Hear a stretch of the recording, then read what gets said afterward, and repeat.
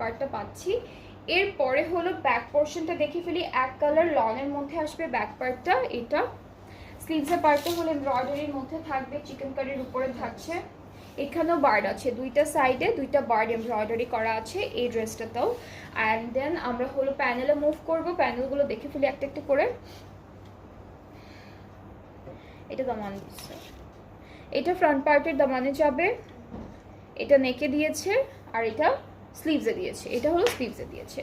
And এই ড্রেসটার সাথে আমরা পাবো সিল্কের দুপাট্টা, খুবই সুন্দর একটা।